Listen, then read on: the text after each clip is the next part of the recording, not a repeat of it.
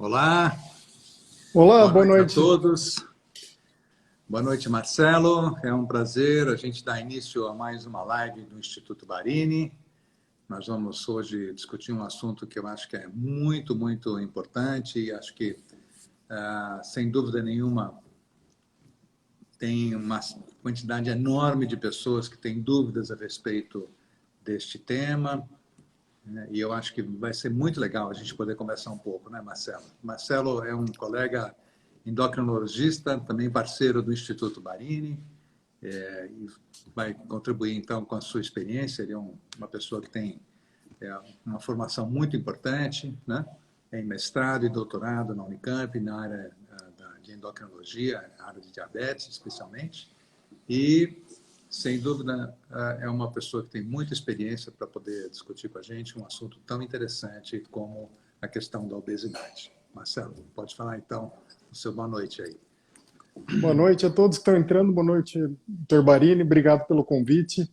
Em primeiro lugar, agradeço o convite para fazer parte dessa equipe que tem um trabalho de excelência na área de ginecologia e na abordagem de todas as áreas da medicina, ampliando cada vez mais aí a área de atuação. E agora eu representando a endocrinologia desse time, eu me sinto muito honrado de fazer parte dessa equipe agora no Instituto Barini.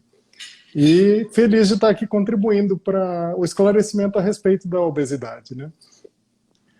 Muito bom. Só para, então, ajudar quem está participando, quem tiver alguma dúvida, por favor, mandar suas perguntas aí nesse balãozinho com a interrogação. E se você tem um amigo, alguma pessoa que você acha que seria interessante que ela soubesse ou soubesse mais a respeito do tema e você quiser convidar, aproveita aí o aviãozinho para você mandar o convite para alguém, né? Acho que é muito legal que outras pessoas, quanto Isso. mais puderem participar, exatamente, aí embaixo, né? E a gente vai aproveitar.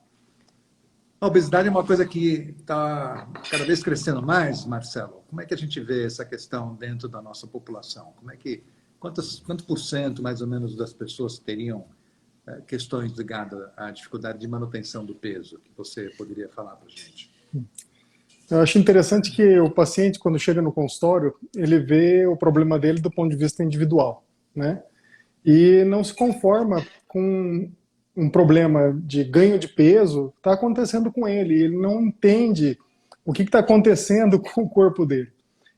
Mas quando a gente pensa que praticamente metade da população está em sobrepeso, ou seja, não necessariamente está com obesidade, mas está com excesso de peso, a gente descobre que é um problema que ultrapassa a individualidade, né?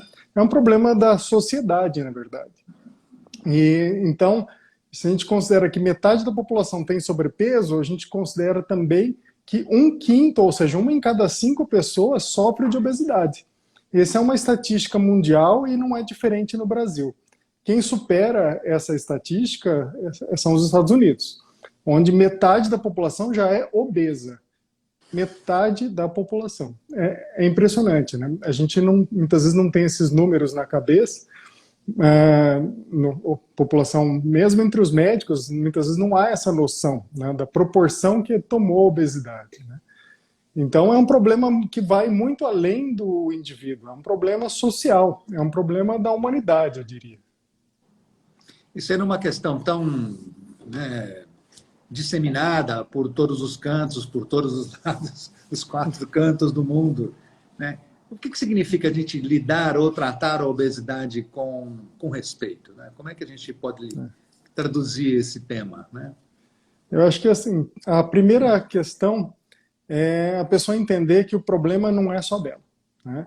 Então, como eu disse, a pessoa está vendo do ponto de vista individual o seu problema e não entende como aquilo pode estar acontecendo com ela e é julgada pelas outras pessoas porque a obesidade ainda é muito associada a um mau comportamento e a uma falta de caráter até, né? É muitas vezes considerado uma fraqueza da pessoa não ser capaz de cuidar do próprio peso. E então é necessário que a pessoa rompa essa prisão, eu diria, do auto-julgamento, da autocondenação e, inclusive, não aceite a condenação e o julgamento das outras pessoas, desde que ela procure ajuda para ser tratada adequadamente, né? Existe também um movimento de aceitação da obesidade, né? Isso eu acho também um pouco perigoso, no sentido de que muitas vezes passa a impressão de que a obesidade não é um problema. É sim um problema. A questão é que é tão difícil tratar que muitas vezes, até que ela seja melhorada ou resolvida, é necessário que a pessoa conviva por um tempo com aquele estado de excesso de peso. E enquanto ela está tentando resolver o problema, ela merece respeito por estar lidando com esse problema e ter essa dificuldade. E falando aí, você falou que a obesidade, então, ela seria uma dificuldade, um problema. Afinal, é uma doença ou não é? Quais são as causas, né? Se for uma doença, o que leva à obesidade? Eu só queria aproveitar, antes de você responder, dar as boas-vindas de algumas pessoas muito legais que eu estou vendo que estão entrando, especialmente o João Luiz Pinto e Silva, nosso professor, e os outros colegas aí do Instituto, a Carita, né? A nossa nutricionista. Então, a Luciana também está por aí. Então, a gente está feliz de estar podendo todo mundo participar. Mas vamos lá.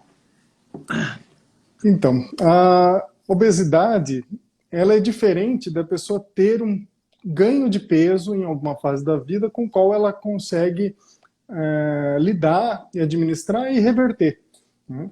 Não é o que acontece com a maior parte das pessoas que precisam de ajuda, né? A maior parte das pessoas vem ganhando peso ou ganhou peso no passado por uma série de motivos, questões de comportamento são envolvidos, é claro, né? Mas uma vez que há um ganho acumulado de gordura corporal, ele passa a fazer parte do organismo de uma maneira patológica, ou seja, de uma maneira que causa danos ao organismo. E mais do que isso, ela começa a alterar o comportamento do organismo para se perpetuar. Então, não é simplesmente uma questão de balanço de energia, ou seja, de gastar mais e comer menos. O próprio funcionamento do corpo passa a ficar alterado a ponto de não responder bem a essa conta matemática que muitas vezes quem é magro aponta, né, para quem está sofrendo com peso. Basta fechar a boca e fazer exercício que o problema está resolvido. Não está resolvido. Se fosse tão fácil assim, a gente não estaria com o problema de metade da população com excesso de peso e crescendo, né? Porque o problema da obesidade, quanto mais a gente se preocupa com a obesidade, mais os seus índices aumentam na população em geral. Então, a obesidade tem uma alteração do comportamento biológico do organismo a partir do acúmulo de muita gordura, que faz com que esse problema se perpetue mesmo quando a pessoa tenta fazer medidas de alimentação e de atividade física. E, claro, como a gente sabe, ela acaba interferindo também em diversos outros sistemas do organismo, causando doença, né? Então, a obesidade ela tem uma causa que é comportamental, mas tem também uma base genética, que predispõe ao ganho de peso. E uma vez que ela se instala e se perpetua, ela altera todo o comportamento de diversos órgãos, levando a uma série de complicações, entre as quais o próprio diabetes e as doenças cardíacas, né? Então, a obesidade, sim, passa a ser considerada uma doença nas últimas décadas, apesar de haver um preconceito da população, e é mais um motivo da gente levantar essa bandeira. A obesidade eu trato com respeito porque ela merece tratamento. Então, e pensando a respeito um pouco, né, das causas do diabetes, né, quais são o que leva a pessoa a ficar diabética, né? Quais são são só os maus hábitos alimentares, são questões, como você falou, a parte genética, né? E qual que é o trigger que faz com que, de repente, a coisa fique difícil voltar para trás, né? Você vai ganhando peso, aí chega uma hora que parece que se fecham as portas para a pessoa conseguir sozinha voltar num estado de um peso mais adequado para o tamanho dela, para a estatura dela. É interessante notar que diabetes e obesidade têm uma série de bases em comum, né? Então, quando a gente pensa em diabetes, a gente pensa em obesidade, quando pensa em obesidade, pensa em diabetes. É lógico que a maior parte das pessoas que tem excesso de peso não vai desenvolver diabetes, porque também precisa ter uma predisposição genética para haver uma falência do comportamento do pâncreas que produz insulina dentro de um cenário de obesidade, né? Mas o fato é que tanto a obesidade como o diabetes, à medida que vão continuando no organismo, eles se tornam cada vez mais difíceis de se reverter, né? Então, no caso da obesidade, por exemplo, uma vez que você mantém o excesso de peso por um certo tempo, uma região do nosso cérebro chamada hipotálamo é responsável pelo controle do apetite e é responsável pelo controle do quanto o nosso organismo gasta de energia todos os dias. E essa área do cérebro, ela passa a sofrer um defeito de comportamento por conta de substâncias produzidas pela gordura que está em excesso no organismo. Então, a pessoa que tem excesso de peso já por um tempo longo, ela passa a comer mais sem perceber, induzido pela própria obesidade, ela fica menos satisfeita com a mesma quantidade de comida que ela comia antes. E pior, toda tentativa de reduzir a alimentação faz com que aquele centro do hipotálamo, essa região cerebral, que controla o gasto energético também, faz com que essa região faz com que o hipotálamo envie um comando para o resto do organismo para gastar menos energia.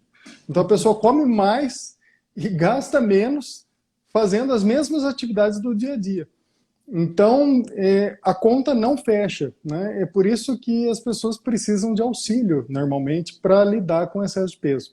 E além disso, há sempre uma tendência do peso voltar a aumentar após um emagrecimento, e essa é a tendência natural por conta da obesidade. Então a gente diz que a obesidade é uma doença, não é só uma doença crônica, que ela vai se perpetuando ao longo do tempo, e uma doença crônica recorrente, porque você pode eventualmente conseguir aliviar o excesso de peso, mas sempre há uma tendência de voltar.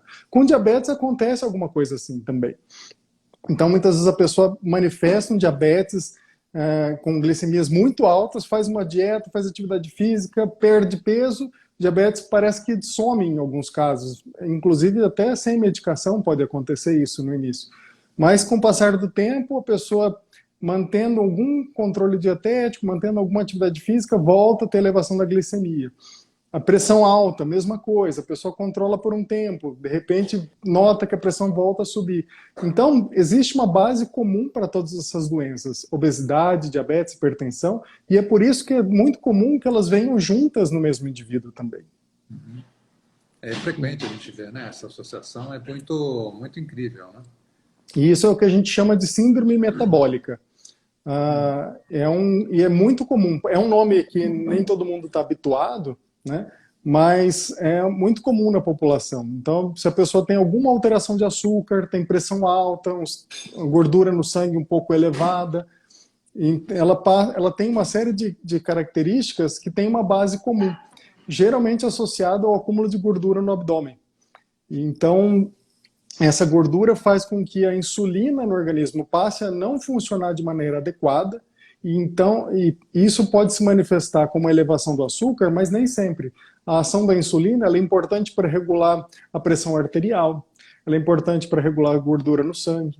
Então a pessoa muitas vezes tem uma alteração do funcionamento da insulina, não tem a manifestação de alteração do açúcar, mas tem essas outras manifestações de pressão e gordura no sangue elevadas, e o que caracteriza a síndrome metabólica. E a pessoa que tem a síndrome metabólica, então, tem um alto risco de ter problema cardíaco mesmo sem ter diabetes. Assim como pode desenvolver diabetes mais cedo ou com maior frequência do que outras pessoas que não têm essas alterações metabólicas. Então, se a pessoa tem excesso de peso, principalmente gordura abdominal, e tem pressão alta ou tem alteração de triglicérides, ela tem que pensar que ela é uma pessoa de alto risco, que ela precisa de prevenção de doença cardiovascular e ela precisa fazer a prevenção do diabetes, que é feita como atividade física e a redução do peso. E é tão difícil reduzir peso, e por isso que também existe uma epidemia de diabetes, assim como existe uma epidemia de obesidade. As duas coisas andam juntas.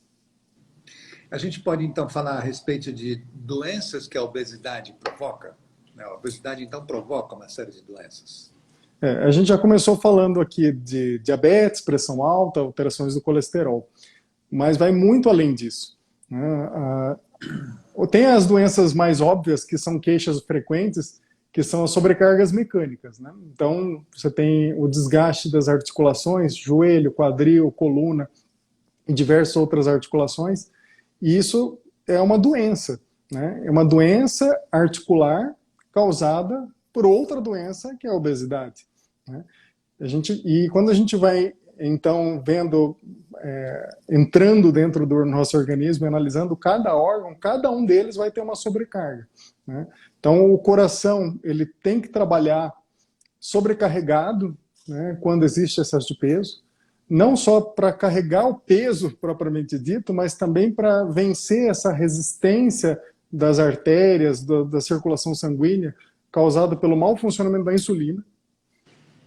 A gente tem, então, uma alteração de diversos vasos sanguíneos, aumenta o risco de problemas de circulação cerebral, aumenta o risco de acidente vascular cerebral, que é o derrame cerebral ou AVC, né? Alterações pulmonares, se a pessoa já tem alguma limitação pulmonar, asma, bronquite, isso piora muito com a obesidade. Problemas digestivos são comuns também associados à obesidade, refluxo gastroesofágico, ou seja, a pessoa passa a ter azia, má digestão, porque o volume de gordura dentro do abdômen faz com que a pressão dentro do estômago cause uma volta do ácido do estômago para o canal alimentar, né? A gente tem alterações do fígado. Essa é uma alteração muito comum, né? Cada vez mais frequente as pessoas questionarem o médico: olha, eu estou com gordura no fígado, né? A famosa esteatose hepática, um laudo muito comum em ultrassom, né? O senhor que trabalha com ultrassonografia, né, mesmo que haja, mesmo que tenha uma atuação mais na ginecologia, a gente dá uma olhadinha no andar de cima. Exatamente. Vai encontrar uma alteração no fígado muito frequente associada ao acúmulo de gordura no abdômen. E aí esse é um ponto importante, porque a obesidade passa a ser uma das principais causas de cirrose hepática, ou seja, perda da função do fígado, além do alcoolismo, né? A gente associa muito a cirrose e ao alcoolismo, mas cada vez mais a gente vai tendo casos de obesidade como causa da cirrose ao longo de décadas de exposição à obesidade. E a cirrose está associada com câncer de fígado. Então, a obesidade leva a câncer de fígado, assim como leva a câncer de estômago e, o senhor sabe bem, câncer ginecológico, né? Câncer de mama, tá uma associação muito forte com a obesidade, né? Câncer de ovários, câncer endométrio, exatamente. Então, a obesidade está associada com dezenas de tipos de câncer também, né? E aí, só por aí a gente já tem uma noção, né, do tamanho do impacto da obesidade, né? Existem estudos mostrando que a obesidade está associada com o risco de desenvolver a doença de Alzheimer, né? Porque a inflamação que a obesidade causa no organismo afeta até os neurônios cerebrais, né? Então, existe uma história antiga de que diabetes está relacionado à doença de Alzheimer. Mas cada vez mais tem se visto que, em grande parte, essa associação é por causa da obesidade que os pacientes diabéticos têm, né, levando aos danos cerebrais. Então, você já falou um pouco aí do impacto do diabetes na saúde da mulher, né? Exato. Vamos tentar esmiuçar um pouco mais. Quais são os focos principais aí do diabetes? Para a mulher especificamente. Bom, para o ginecologista, a obesidade causa, digamos assim, temor, né? Porque ela vai interferir em vários aspectos do cuidado com a mulher. Então, é natural que o ginecologista tenha essa orientação. Muitas vezes é a primeira pessoa que vai orientar a mulher a ter os cuidados com a obesidade, né? Cada vez mais a gente precisa que outros médicos, além do endocrinologista e do nutrólogo, cuidem da obesidade, né? A gente precisa que o ginecologista, por exemplo, assuma o papel aí de fazer os primeiros socorros, digamos assim, né? Para quem sofre com Apagar um obesidade. incêndio. O senhor sabe bem o quanto a obesidade interfere na fertilidade feminina, né? Que é a sua área principal de atuação. Então, a obesidade vai interferir no planejamento familiar da mulher, né? Do casal, no caso, né? Inclusive, pode até prejudicar a fertilidade masculina, né? Isso é bastante importante. Muitas vezes a obesidade causa redução, alteração do ciclo menstrual da mulher, mas também causa uma redução de hormônio masculino e produção de esperma adequado no homem, né? Então, a gente tem esse quadro aí de infertilidade que pode vir dos dois lados, do homem e da mulher, né? E, lógico, no caso de haver uma gestação, a obesidade também está associada com uma série de complicações, né? Então, é uma gestação que exige mais cuidado. Então, o senhor sabe bem o Diabetes quanto gestacional, né? Hipertensão associada à gravidez, né? Que realmente tem bastante piora, né? E aparecimento, inclusive, né? Em função da... E quantas mulheres procuram endócrino querendo emagrecer porque precisam engravidar, né? E é um desafio, porque nem todas vão ser capazes de perder o peso necessário, né? Mas toda perda de peso é válida, né? O que ela puder conseguir de redução de peso vai valer. A pessoa não precisa atingir o peso normal para ter benefício da perda de peso, né? Então, a gente considera que uma perda de peso a partir de 5% do seu peso vai trazer benefício. E se a gente conseguir atingir em torno de 10% e eventualmente até 15%, o benefício para vários aspectos da saúde é muito impactante. Essas perdas de peso frequentemente não levam ao peso considerado ideal para o indivíduo, mas são suficientes para tratar. Tanto é que hoje em dia a gente fala em obesidade controlada e não necessariamente em emagrecer a pessoa, ou seja, não necessariamente tornar a pessoa magra, não necessariamente a gente vai trazer a pessoa para o peso normal, mas a gente vai ter uma obesidade controlada. Assim como a gente fala hipertensão, pressão alta controlada, diabetes controlada, Que legal. né? Existe agora essa tendência de assumir a obesidade controlada. Dada a dificuldade, assim como é o diabetes, assim como a hipertensão, a gente tem essa dificuldade de resolver o problema. Mas pelo menos a gente ameniza o problema para diminuir as complicações associadas a essas doenças. E, Marcelo, é uma coisa que a gente vê bem frequentemente no consultório, pensando ainda na saúde das mulheres, mesmo aquelas que não têm nenhuma patologia, a gente vê uma tendência grande de um aumento de peso a partir da menopausa, né? O que isso justifica? Por que isso ocorre, essa redução, essa modificação metabólica, né, no organismo da mulher? A gente vê que os homens também com a idade tendem a aumentar o peso, mas a mulher é bem característico, né? A queixa, especialmente, é muito frequente. Como é que a gente pode pensar um pouco a esse respeito? Bom, entre as causas da obesidade está o envelhecimento, né? Então, a gente começa a envelhecer do ponto de vista do metabolismo por volta dos 25 anos, né? Então, eu lembro dos livros de ginecologia em que a mulher era considerada antigamente idosa para engravidar a partir dos 28, né? Hoje, graças a Deus, com toda a tecnologia, a gente consegue ampliar esses horizontes.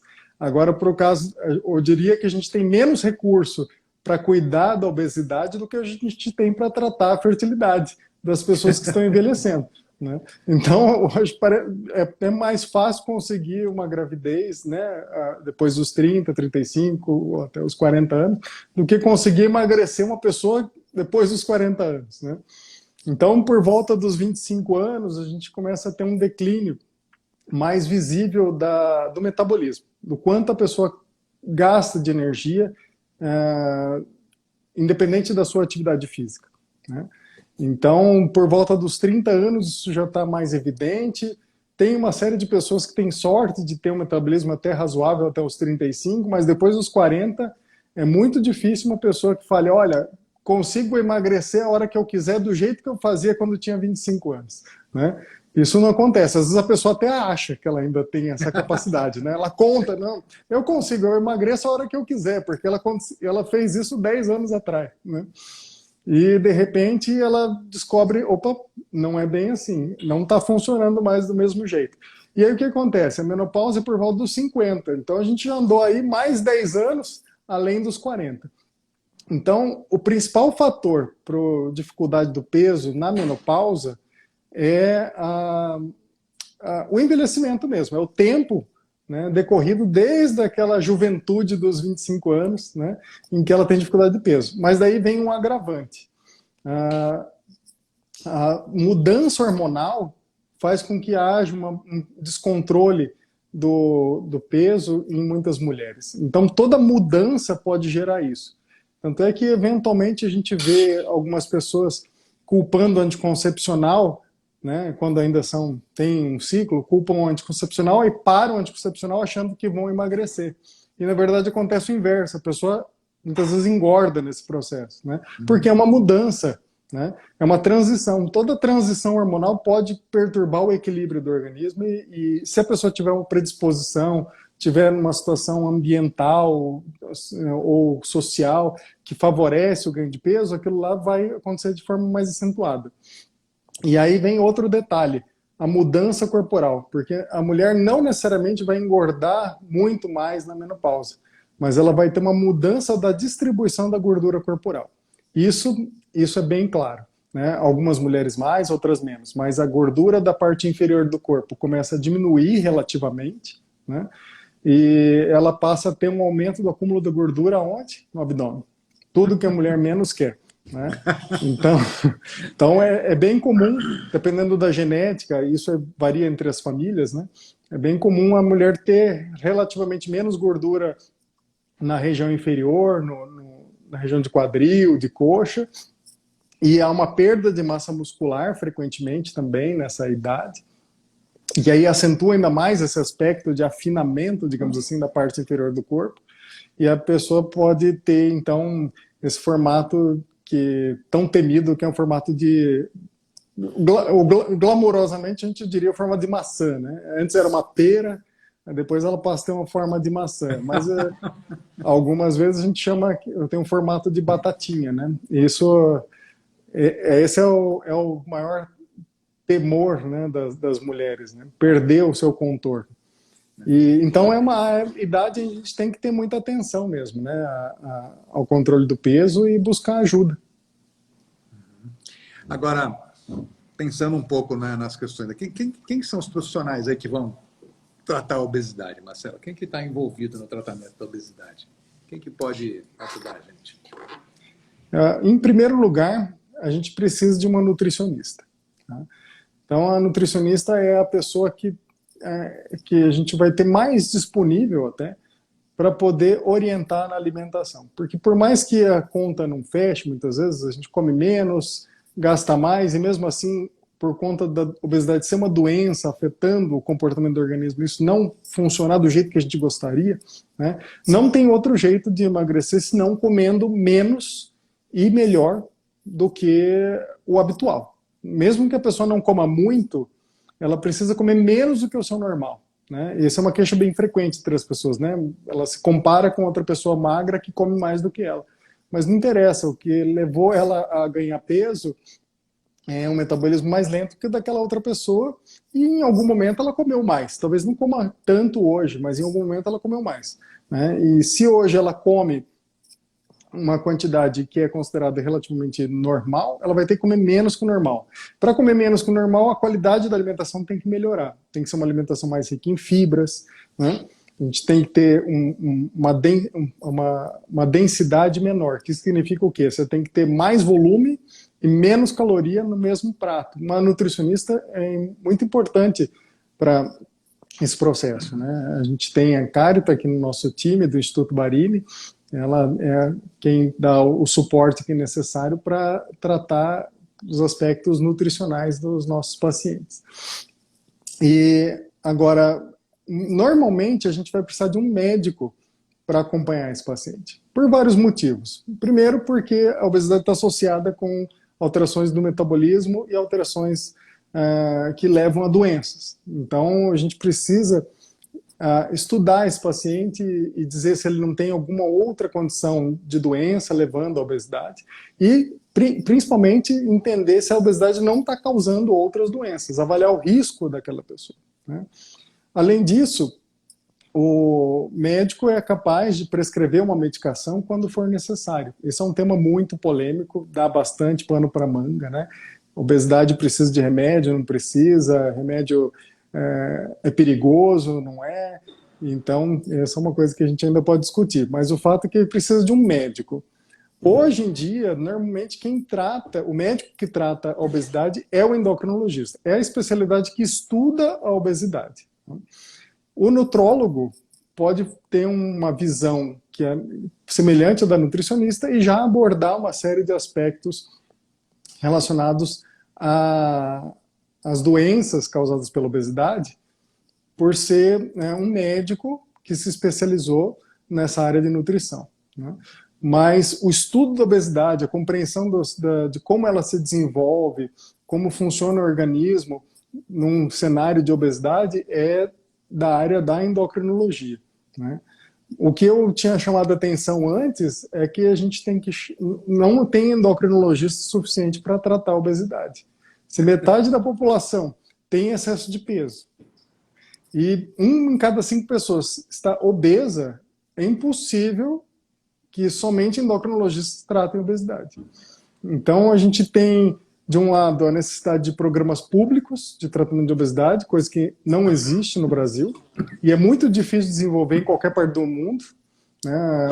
Existem várias propostas, mesmo nos países mais desenvolvidos, e é sempre uma dificuldade, porque é realmente difícil tratar, né?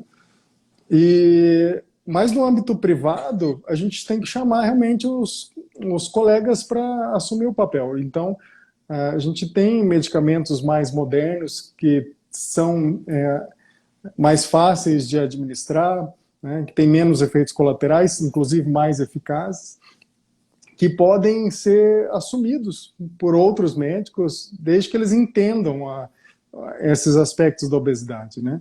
Então, por isso que é importante a divulgação de lives como essa, para que mais pessoas se envolvam, né, no tratamento da obesidade.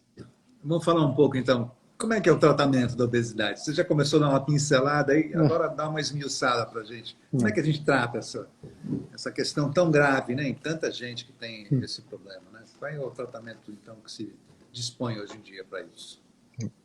A gente tem que entender, então, que a obesidade tem causas genéticas e tem causas comportamentais. Assim como o envelhecimento contribui também para o agravamento do excesso de peso.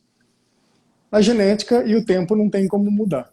Então a gente vai ter que atuar no comportamento. E o comportamento pode ser o comportamento do dia a dia e o comportamento fisiológico, o comportamento biológico do organismo, né? Então o comportamento social, digamos assim, os hábitos da pessoa são o primeiro ponto que a gente vai abordar, né? Então, eu costumo dizer que na linha da medicina de estilo de vida, que vem ganhando espaço aí nos últimos anos, e que não é a minha especialidade, mas a gente valoriza muito, a gente tem que lembrar dos pontos que afetam a nossa saúde, que são condições básicas, mas que geralmente são negligenciadas, né? A primeira, a alimentação, lógico, que é a parte realmente complicada da história, que exige uma série de suportes, né, de nutricionista ou nutrólogo para ajudar no processo. A atividade física é muito importante, apesar de que a gente tem que lembrar qual é o papel da atividade física. A atividade física dificilmente emagrece uma pessoa, e aí todo mundo arregala o olho, né? Como assim?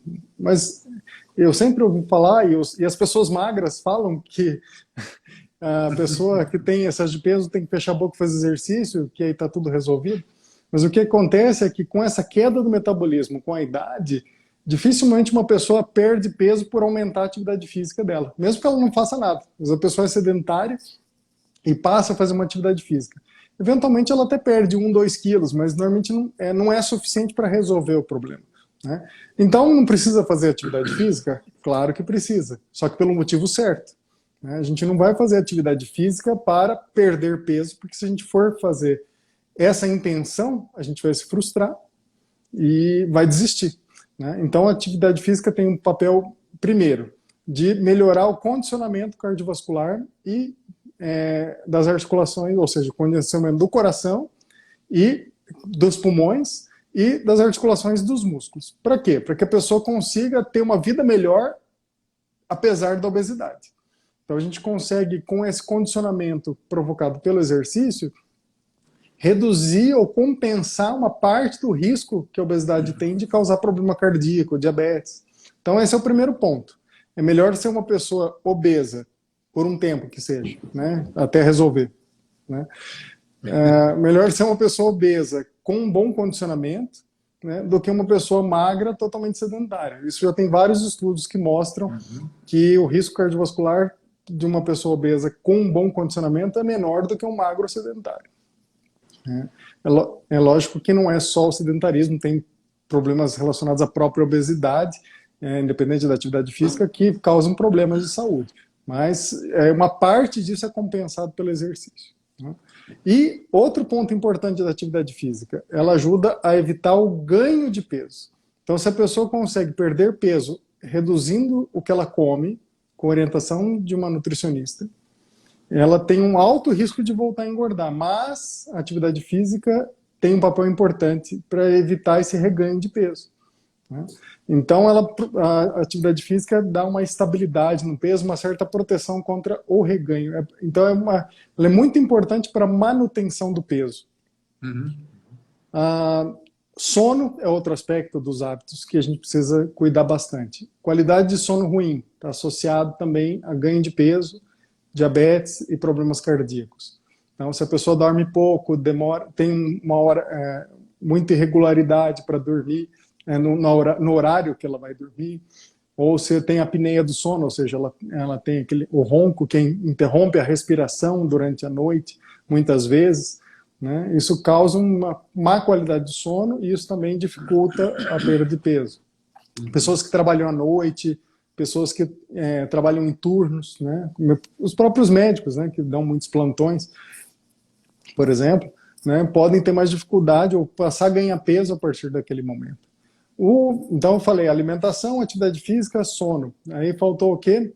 Alcoolismo, né? Então não necessariamente a dependência, mas a restrição de álcool é importante, porque o álcool é muito calórico e leva ao acúmulo de gordura no fígado, assim como obesidade. Então você já tem um acúmulo de gordura pela obesidade, se você tiver uma ingestão muito alta de bebida alcoólica, piora o fígado, piora as complicações da obesidade, né? E é muito calórico também, então, como eu disse, vai dificultar a perda de peso. E o alívio do estresse, né? Então, a gente colocou como tema dessa live obesidade eu trato com respeito, né? A gente precisa dar uma condição para que a pessoa tenha menos pressão para se tratar, né? Não adianta viver culpada, com autocondenação, dizendo que não gostando de si por estar naquele estado de obesidade, porque esse estado de estresse emocional contínuo também não ajuda em nada no emagrecimento. Pelo contrário, libera uma série de hormônios, como cortisol, que favorecem a manutenção da obesidade, né? Então, esses são os aspectos relacionados aos hábitos, né? Então, de todos eles, o mais importante é a alimentação, porque, como eu disse antes, não tem como reduzir o peso sem uma redução do número de calorias. Não basta só comer melhor. Vou começar a comer alface e vou emagrecer, né? Isso não acontece. Tem que ter uma redução das calorias, né?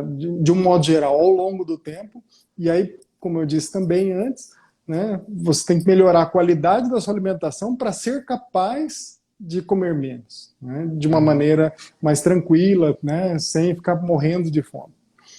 E então a gente altera o comportamento do indivíduo, mas muitas vezes isso não basta. A gente tem que alterar o comportamento biológico do organismo que está defeituoso pela obesidade.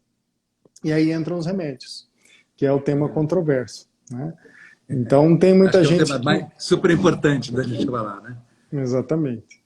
Então, o uso de medicamentos, ele está indicado naqueles casos em que a gente não consegue ter uma perda de peso suficiente para reduzir o risco da pessoa, mesmo com todas as mudanças de hábitos, né? Então, e isso é muito comum, né?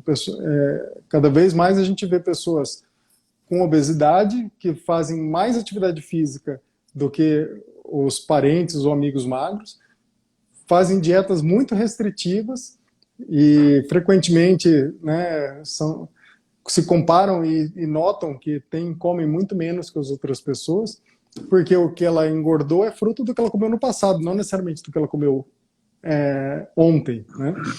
Então, só que a obesidade vai se perpetuando e mesmo que ela coma pouco e gaste mais, a obesidade não sai. Então, a gente tem a possibilidade de usar medicações. E o grande problema da medicação não é a medicação em si, é a falta de medicação. A gente tem muita pouca opção de medicação efetiva para tratar a obesidade e não é por falta de interesse da indústria farmacêutica. Hoje a gente vive, né, essa discussão aí de que a indústria farmacêutica esconde o jogo e não quer, digamos, entregar o ouro para a população e quer perpetuar o problema, mas na verdade, no caso da obesidade, né, quem conseguir uma medicação efetiva, né, na indústria farmacêutica para emagrecer, vai ficar muito rico, né? E mesmo com todo esse interesse, a gente tem dificuldade de entregar uma medicação efetiva para a população. Tanto é que hoje no Brasil a gente só tem 3 medicações aprovadas para tratamento de obesidade. 3. Quais são? Né? A gente tem o clássico, né, que é a sibutramina, que é uma medicação oral, que reduz o apetite, né, deixa a pessoa mais satisfeita com menos comida, né? Tem uma série de controvérsias em relação a ela, mas a gente pode discutir isso melhor. É uma medicação segura, tem pouca contraindicação, né? A gente tem o Orlistat, que é um remédio também já antigo, um outro comprimido, que diminui a absorção de gordura dos alimentos. Então a pessoa come o alimento tomando esse comprimido e uma parte da gordura é eliminada das fezes. Então não atua no apetite, atua essencialmente na absorção intestinal, né? E a gente tem uma medicação um pouco mais moderna, que é a liraglutida, que é uma medicação injetável, e muita gente nem conhece, né? Mas é o tratamento mais moderno. Quando se fala em medicação injetável, né, pode causar um certo espanto, mas é uma aplicação feita com caneta, com uma agulha bem curtinha, é feita uma aplicação subcutânea de uso diário, né, mas uma agulha que mal se sente, e que tem um efeito de reduzir o apetite, deixar a pessoa mais satisfeita, e não tem algumas contraindicações que a sibutramina tem, né? Então, essas são as nossas opções. Na Europa, não tem sibutramina. Então, na Europa, a gente tem Orlistat e a liraglutida, que é esse injetável. Então, na Europa, que é um país mais desenvolvido, a gente tem menos opções de tratamento, né? E por quê? Os remédios mais antigos, que estavam associados com algumas alterações de comportamento, alterações de batimento cardíaco, foram proibidas e nada muito novo entrou no lugar, né? Nos Estados Unidos tem um pouco mais de opções, mas não são remédios mais eficazes do que esses, entendeu? Normalmente são semelhantes ou piores, né, em termos de resultado. Como é que funciona a liraglutida, Marcelo? Como é que ela age no organismo? Como eu estava falando, o remédio vai agir no comportamento biológico. A liraglutida é a que mais interfere no comportamento biológico, atuando, digamos assim, nas bases da obesidade.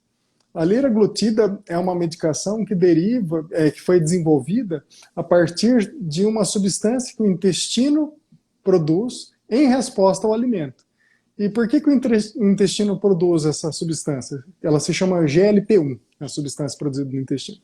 O GLP-1 sinaliza para o estômago e para o cérebro que a comida já chegou onde tinha que chegar.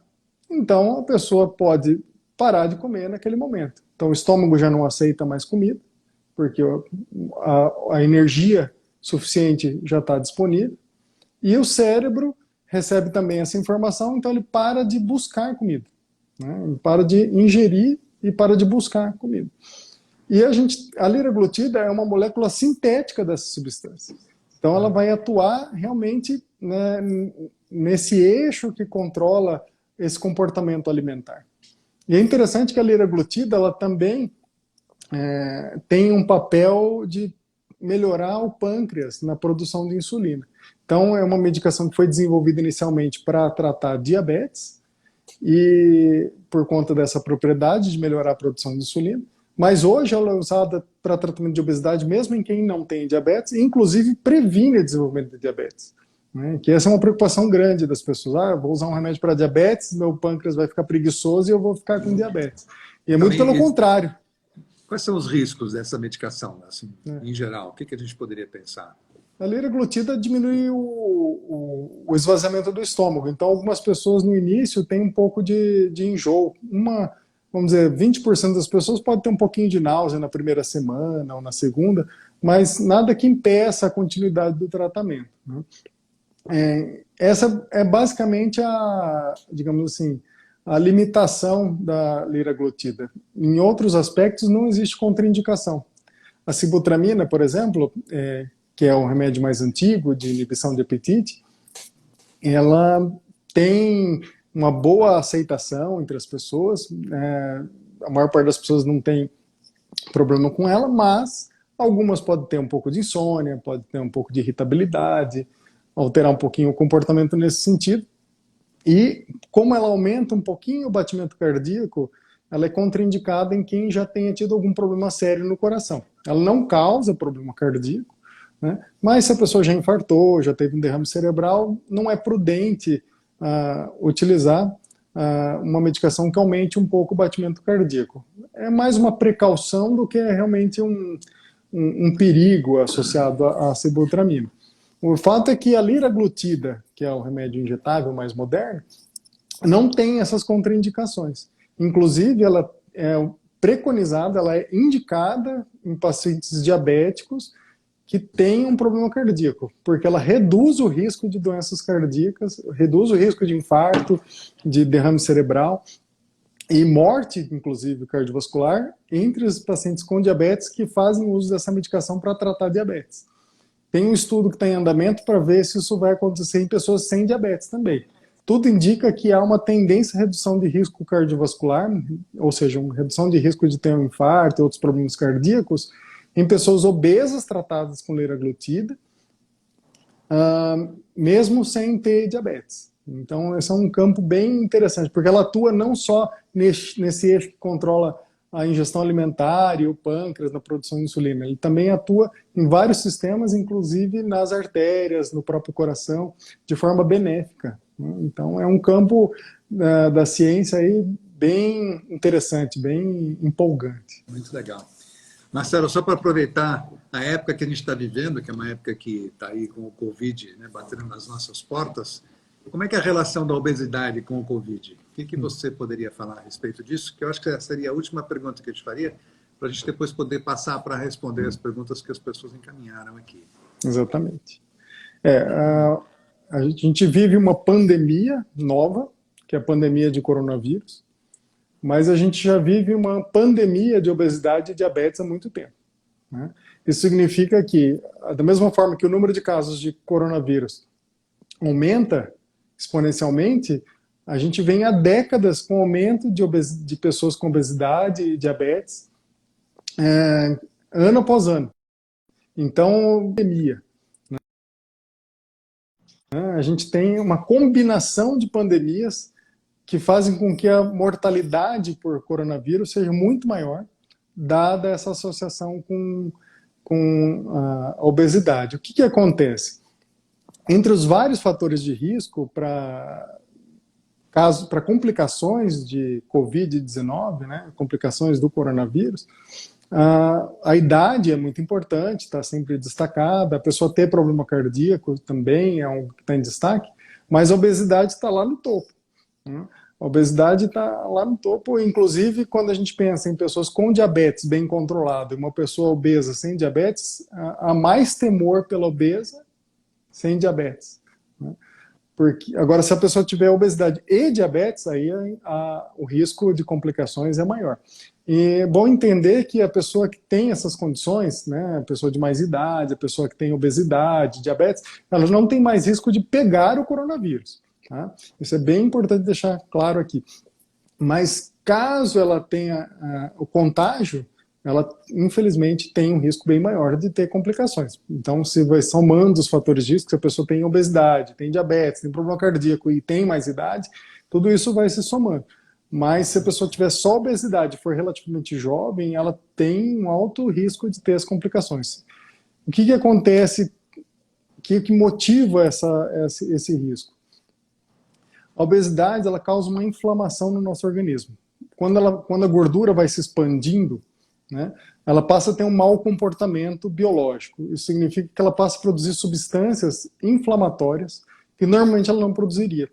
Uma gordura saudável, ela produz gorduras anti-inflamatórias. Né?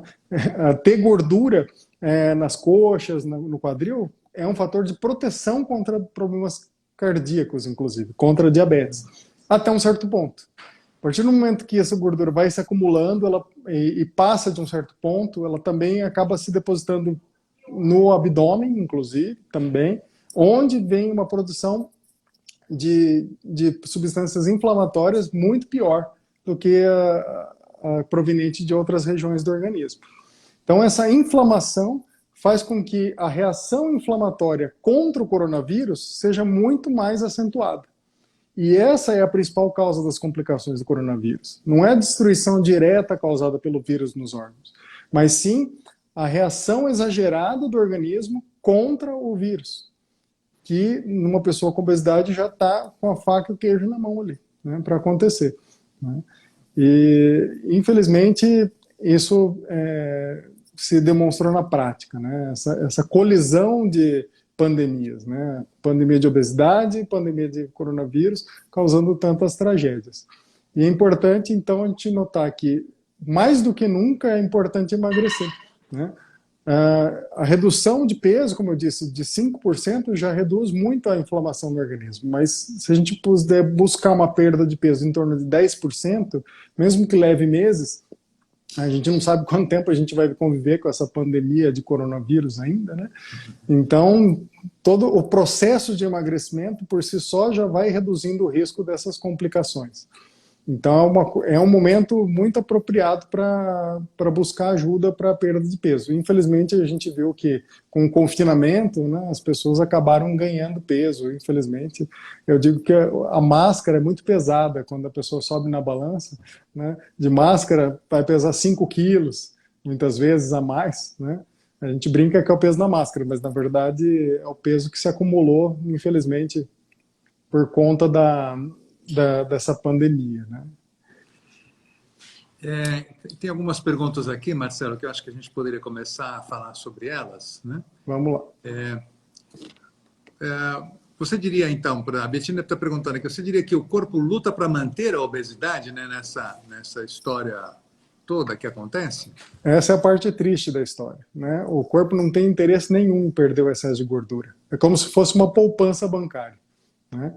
Uma vez que o organismo se apropria daquilo lá, ele não quer largar, não. E se existe um saque dessa poupança, ou seja, a pessoa perde tanto de peso, ele vai fazer um esforço muito maior para recuperar aquilo lá o mais rápido possível. Então, sempre há uma tendência do peso voltar ao peso original, né? Muitas vezes as pessoas falam, vou tomar remédio, vou perder peso e vou engordar o dobro. Isso não acontece. O que normalmente acontece é que a pessoa emagrecendo com ou sem remédio, existe uma tendência natural, por conta da doença, a obesidade, do peso voltar ao peso maior que havia antes, né? Esse é um dos grandes desafios do tratamento, essa recorrência, né, da doença. E estudando aí o comportamento, né, das pessoas, as dificuldades, né, de hábitos como é que a gente pode pensar no uso de algumas medicações, por exemplo, a bupropiona, né, na compulsão, ela tem alguma função? Existem outros medicamentos que podem ajudar na compulsão alimentar? É interessante pensar que, como eu disse, só tem 3 remédios oficialmente indicados para obesidade. né? Mas muitas vezes há comportamentos alimentares que estão muito alterados relacionados à ansiedade, outras questões psicológicas, né? Então, esses medicamentos não são remédios que são, digamos assim, indicados especificamente para perda de peso, mas podem ser auxiliares em alguns casos, né? Muitas vezes a gente não usa um remédio para obesidade, mas usa um remédio para comportamento. A bupropiona é um desses remédios. E existem outros remédios que normalmente são usados na psiquiatria. A bupropiona, por exemplo, é um remédio usado para parar de fumar, normalmente, né? Então eu brinco que, eventualmente, se a pessoa não fuma, pode ser usado para parar de comer, né?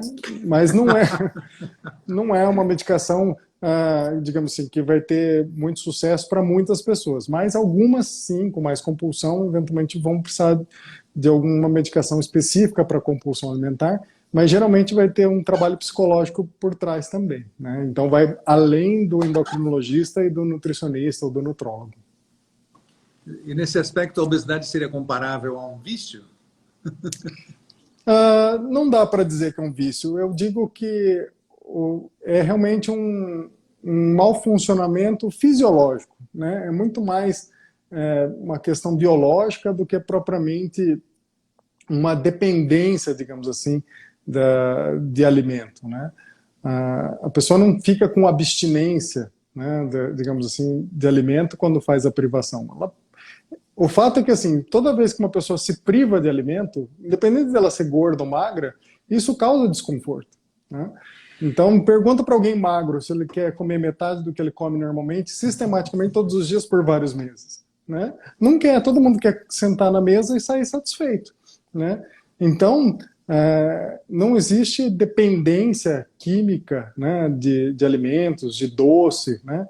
O fato é que todo mundo gosta de comer, principalmente as coisas mais saborosas, né? E as coisas mais saborosas têm mais calorias, a pessoa precisa fazer uma restrição, e isso não é gostoso de fazer, né? Esse é um dos aspectos de uso da medicação, né? A medicação muitas vezes é usada para reduzir esse sofrimento causado pela privação, uma vez que a privação não é um processo natural, né? Restringir comida não é natural. Nenhum animal na natureza faz isso, né? Só o ser humano. Por quê? Porque é um tratamento, não é um bom comportamento, né? Não é um comportamento desejável, é uma coisa ruim, né? Desagradável, mas que é necessário por um tempo. Se for feito com remédio, alivia esse sofrimento para que a gente tenha mais efetividade nessa redução de alimentação. Tem uma pergunta da Ana Paula aqui que eu achei bem interessante. O organismo também se acostuma com a liraglutida e para se sentir saciado? Quer dizer, mesmo com a liraglutida, chega um momento que ela também para de funcionar ou não?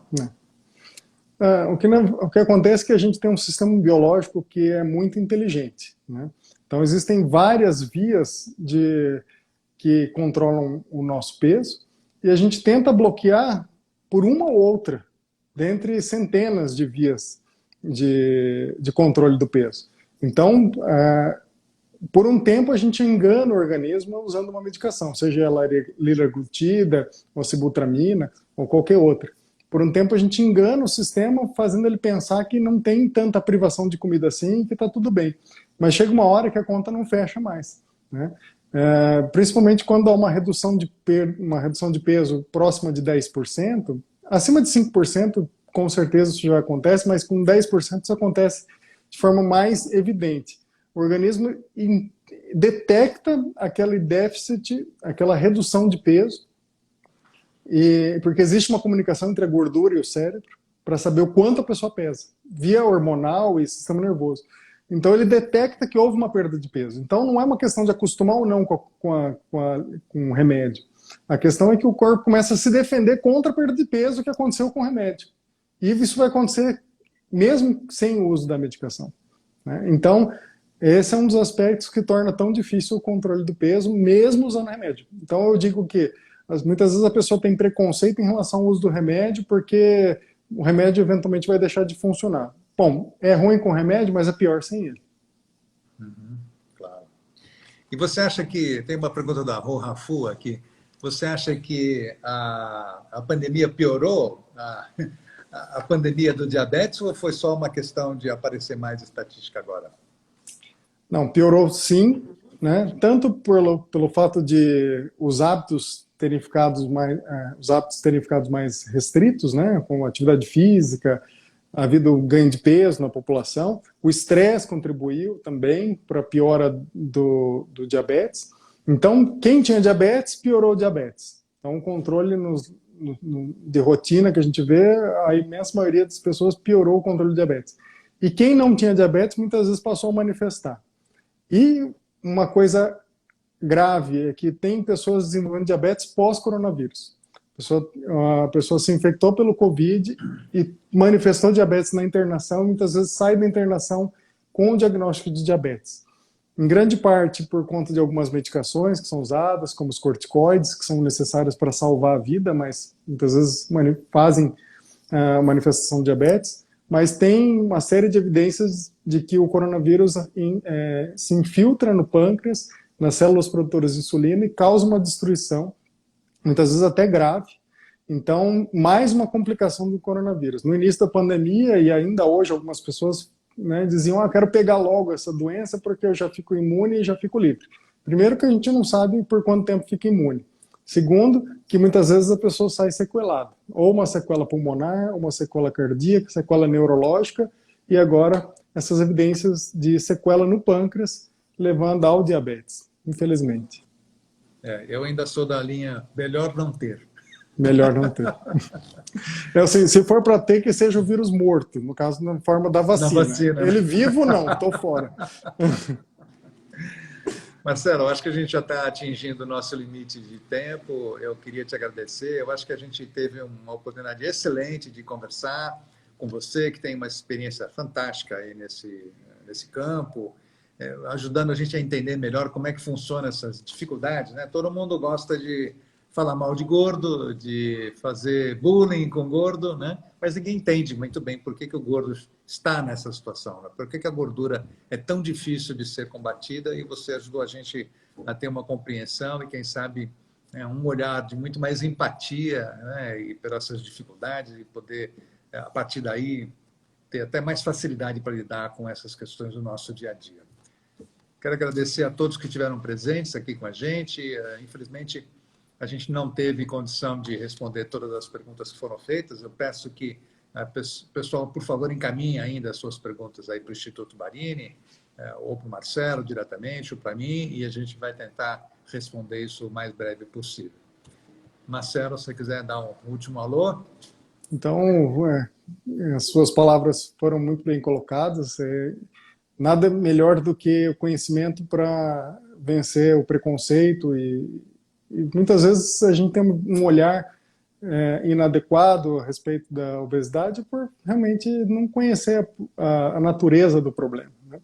Então, eu peço que as pessoas que sofrem com obesidade procurem ajuda, sim, tenham um entendimento de que é um processo difícil, não é uma falha de caráter, não é um problema só do indivíduo, é um problema da sociedade. Então, a gente, aos poucos, vai vencendo ou, no mínimo, controlando o problema para evitar as complicações da obesidade. Então, agradeço a presença de todos vocês, estou disponível para responder essas perguntas posteriormente. Essa live vai ficar gravada, vai ficar disponível no IGTV, né, no perfil do Instagram. Depois, se não me engano, acho que vai ficar acho que por enquanto vai ficar no seu perfil, né, Dr. Barini? Fica no meu, e depois acho que vai passar também para o Instituto mais para frente. Isso. Enfim, podem tirar suas dúvidas revendo algum ponto importante e lógico, estou disponível para responder as perguntas. E estamos de braços abertos no Instituto Barini, né? Estamos lá. Claro. Quem quiser nos visitar será sempre bem-vindo. Lembrando que a gente tem na equipe o Marcelo, que é endócrino, a Carita, que é nutricionista, e a Luciana também, a Luciana Catayama, que trabalha com justamente com o que nós estamos mais falando, que é a medicina do estilo de vida, né? Acho que é tentar mobilizar as pessoas para adotarem bons hábitos, e isso certamente vai ter um impacto positivo para todos nós. Muito obrigado, então. Boa noite a todos e um abração aí. Até. Obrigado. Boa Semana noite. que vem estamos aqui de novo. Opa, outra live. Só gente Outra importante aqui. Um abraço Obrigado a todos. pela presença. Até, Marcelo. Até mais.